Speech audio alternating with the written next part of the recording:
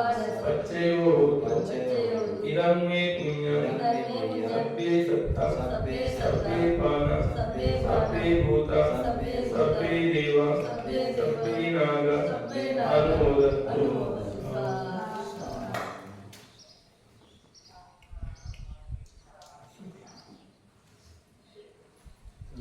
आज आपण सर्वांनी मिळून सामूहिक रूपाने जे काही महान पुण्याचा संचय केलेला आहे बुद्ध धर्म संघाच्या गुणाची पूजा करून जे आज उपोषणाला धारण करून जे पुण्य अर्जित केलेले आहे त्या उपोषणाचा अर्थ असा आहे की आपण त्या निमित्ताने धम्म श्रवण करणे आणि आपल्या चित्ताला कुशल करणे दुःखमुक्तीकडे नेण्यासाठी ते पुण्य कर्म सहाय्यक ठरावं या हेतूने आपण उपसताच्या शिलाला व्रताला धारण केलं आहे। तर भगवान बुद्धांनी या निमित्ताला सांगितलं आहे की आपलं हे धर्म श्रवण करण्याचं निमित्त आहे हे सदैव आपल्याला प्रसन्न ठेवतो आणि चित्त निर्मल होतो। या धर्म श्रवणाचे काही गुण सांगितलेले आहेत। कालीन धर्म श्रवण एकां मंगल उत्तम, वेळोवेळी धर्म श्रवण केल्याने आपलं उत्तम मंगल होत असतो। धर्म श्रवण करण्याचे 5 प्रकारचे लाभ आहेत। भगवान बुद्ध म्हणतात विष्णू धर्म श्रवण करण्याचे धर्म ऐकण्याचे हे 5 प्रत्यक्ष लाभ हे 5 लाभ प्रत्यक्ष आपल्याला डोळ्याने पाहता येते अनुभवता येते हे 5 प्रकारचे लाभ कोणते जे आपल्याला इथेच बघायला मिळते ऐकायला मिळतो अनुभवायला मिळतो 5 प्रकारचे लाभ या ठिकाणचे आहेत। जो कोणी धम्म ऐकत असतो त्याला पुन्हा पुन्हा ऐकायला मिळतो हा पहिल्या प्रकारचा लाभ जे पूर्वी ऐकलेला धम्म आहे तो पुन्हा पुन्हा त्याला ऐकायला मिळत असतो। दुसरं कारण आहे जो धम्म आपण पूर्वी ऐकलेला आहे तो पुन्हा चांगल्या प्रकारे क्लिअर होतो शुद्ध होतो। त्यानंतर तिसरं आहे धम्म वारंवार ऐकल्यामुळे आपल्या मनामध्ये जे संदेह शंका कुशंका असतात त्या नष्ट होतात शंका राहत नाही। बार धर्म श्रवण केल्याने आपल्या मनामध्ये जे शंका उत्पन्न होतात नष्ट होतात। चौथा आहे की धर्म श्रवण केल्याने आपले जे विचार आहेत धर्माप्रती सरळ होतात आडीमोडीचे नसतात आणि धार्मिक दृष्टी बनते। धर्म श्रवण करण्याची दृष्टी धार्मिक असते म्हणून धार्मिक विचार दृष्टी सरळ होतात योग्य मार्गावर आरोग्य नंतर 5 आहे तो ऐकणारा श्रोता आहे त्याचे चित्त त्याचं मन धम्माप्रती श्रद्धाळू होतो प्रसन्न होतो आणि श्रद्धा वाढवतो। 3 रत्नांप्रती त्याची श्रद्धा वाढवतो। हे 5 प्रकारचे या 5 प्रकारच्या लाभामुळे काय होतं धम्म जीवित ठेवण्यासाठी मदत करते। धम्म आपल्याला जीवित ठेवता येतो। तर भगवान बुद्धांनी किनी वर्गामध्ये किनी सूत्र सांगितलेले आहे ते संयुक्त निकायामध्ये अंगुत्तर निकायामधला त्या ठिकाणी भाग एक किनी सूत्र आहे। सद्धर्माची स्थिरता कशी लागते सद्धर्म टिकून कसा या 5 प्रकारच्या धर्मश्रवणाचे जे लाभ होतात ते लोक सद्धर्म टिकून कशी ठेवतात यासाठी भगवान म्हणतात सद्धर्म टिकून राहण्याचे सुद्धा 5 कारण ते भगवान बुद्ध एक समय जेव्हा किमिलाच्या वेळोवरामध्ये साधना करण्याच्या हेतूने राहत होते, वास्तव्य करीत होते, त्या समयाला आयुष्यमान किमी भगवान बुद्धाच्या जवळ आला आणि भगवान बुद्धाच्या जवळ येऊन मागे पाय करून वंदन केलं, मागे पाय करून बसला आणि एका बाजूला बसून आयुष्यमान किमी भगवान बुद्धाला म्हणतो, त्याला जाणून घेण्याची जिज्ञासा उत्पन्न होते. भगवान बुद्धा सांगतो, तो म्हणतो, कोणता हेतू आहे, कोणता प्रत्यय आहे, कोणतं कारण आहे. तथागताच्या महापरिनिर्वाणानंतर महापरिनिर्वाण प्राप्त केल्यावर सद्धर्म चिरस्थायी राहत नाही. भगवान बुद्ध या जगातून देह त्यागल्यानंतर महापरिनिर्वाण झाल्यानंतर धर्म चिरस्थायी टिकत नाही, स्थिर राहत नाही. याचं काय कारण आहे? भगवान बुद्धाला किमीने प्रश्न विचारला, याचं कारण काय आहे? तेव्हा भगवान बुद्ध त्याला कारण सांगतात. तथागताच्या महापरिनिर्वाणाच्या नंतर भिक्षू भिक्षुण्या, उपासक आणि उपासिका भगवान बुद्धाप्रती, त्यांच्या धर्माप्रती आणि संघाप्रती आणि धर्माच्या शिक्षणाप्रती इथपर्यंत की आपसामध्ये गौरवपूर्ण सन्मानजनक व्यवहार करीत नाही.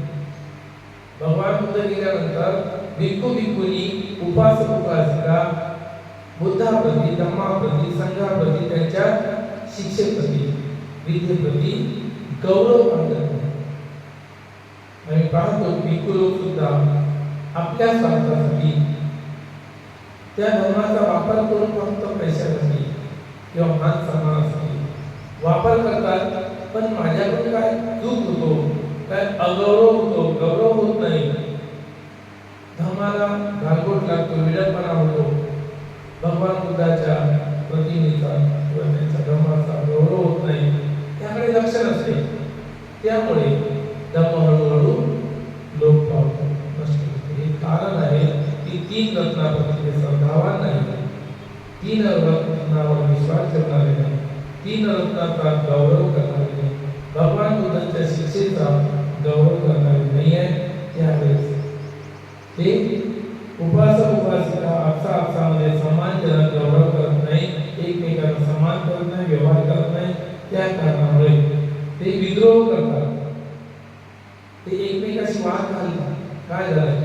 थोडीशी चूक झाली, हो झाली, त्याला काय फरक पडते, त्याला मोठा मोठा पाप होणार आहे. या प्रकारे दुर्लक्ष करतो, बेहोशी तो प्रमाद करतो. प्रमादामुळे इथे धर्म नष्ट होण्याचे कारण आहे. या प्रकारे भगवान बुद्ध हे कारण सांगतात, बुद्धाप्रती, धर्माप्रती, संघाप्रती, त्यांच्या शिक्षेप्रती आणि आपसामध्ये एकमेकांप्रती गौरव न करणे हे कारण आहे. 5 प्रकारे त्याचे 5 जागा गौरव न करण्याचे कारण आहे. या कारणामुळे हानी होत असतो. हे त्याचे प्रत्यय आहे आणि हा त्याचा हेतू आहे, सद्धर्म नष्ट होणे.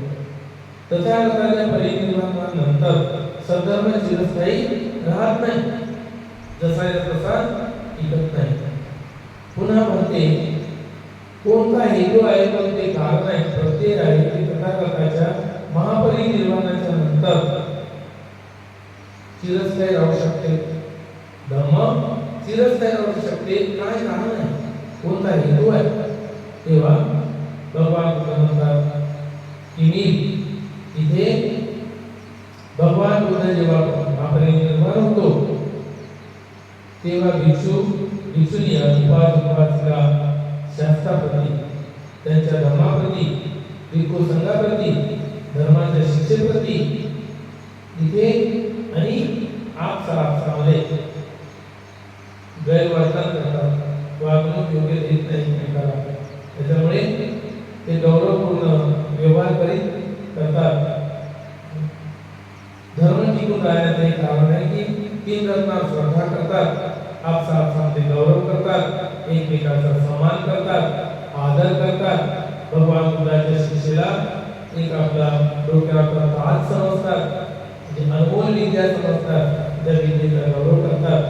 तेव्हा यामुळे आपसामधल्या चांगल्या प्रकारच्या व्यवहारामुळे, मैत्री भावनेमुळे, त्यांच्या एकमेकांच्या प्रती विद्रोह न केल्यामुळे, वादविवाद न केल्यामुळे, एकमेकाला कमी जास्त न लेखल्यामुळे, एकमेकाप्रती मैत्री भावनेने, बंधू भावनेने, मान सन्मानाने वागल्यामुळे इथे धर्म टिकून राहतो.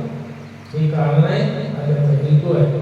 भगवान बुद्धाच्या महापरिनिर्वाणानंतर या प्रकारे सद्धर्म भरपूर काळापर्यंत स्थिरस्थायी टिकतो. हे 5 कारण सांगितले गेलेले आहे की धम्मश्रवण केल्याने होणारे लाभ आणि 5 कारण आहे सद्धर्म टिकून राहण्याचे. 5 कारण या प्रकारे आज आपण देवपोषकाच्या निमित्ताने धम्मश्रवण केलेलं आहे. या 5 कारणासाठी 5 10 कारणासाठी धम्मश्रवण केलेलं आहे.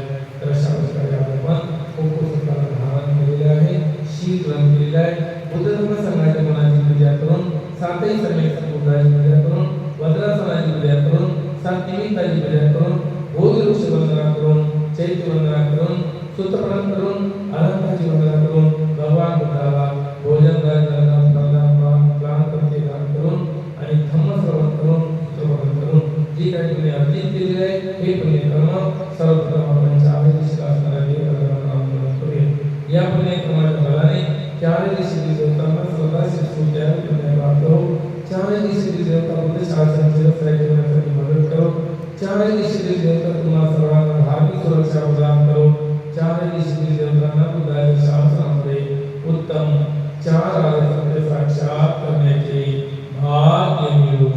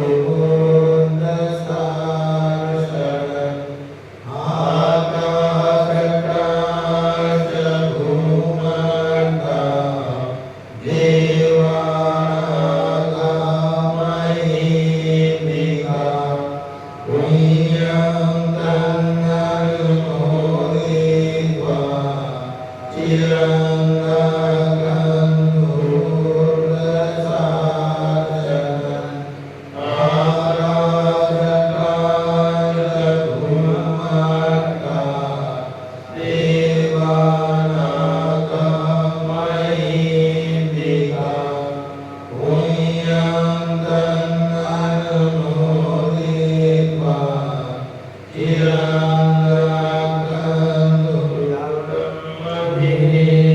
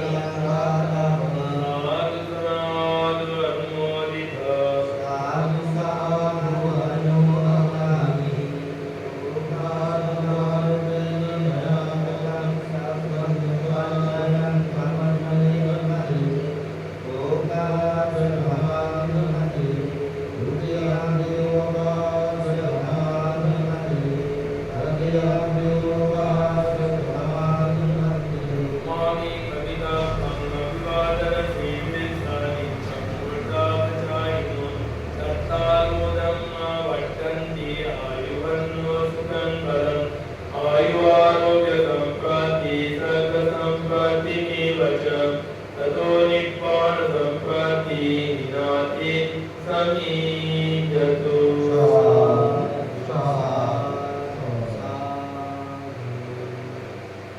सुखी हो, सर्वांचे मंगल हो, सर्वांचे कल्याण हो. आज केलेले पुण्यकर्म कल्याण मित्र बनून तुमच्या सोबत राहायला मित्रात मुक्ती करायला मदत करो. आजच्या पुण्याचा मुख्य वाटा की रोशन वानखडे यांनी आपल्या परिवाराच्या सुख समृद्धीसाठी निरोगी जीवनासाठी मुक्ती करिता या पूजेकरिता लागणारे साहित्य उपलब्ध केलेले आणि जीवनदान करून पुण्याचे भागीदार बनलेले आहे. आणि दुसरा परिवार आहे की उपासिका राजनंदिनी गणराव कांबळे. या राजनंदिनी कांबळे या लहान बालक बालक आहे, त्याला पिलिया झालेला आहे. कांबळे त्याच्या निरोगी जीवनासाठी आणि आईचं ऑपरेशन झालं, त्या निरोगी जीवनासाठी पुण्यकर्म करण्यात आलेले आहे.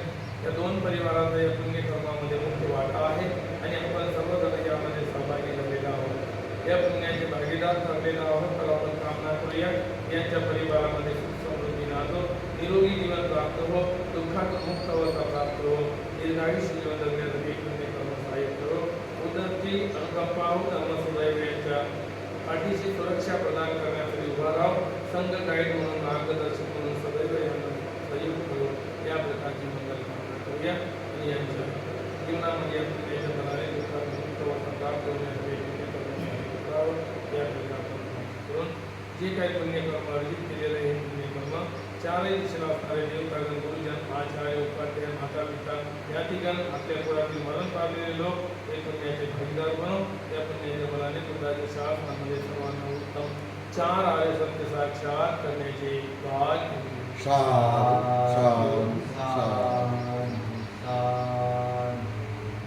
सर्वांना शुभ धर्म प्रभाव, सर्वांचा दिवस सुख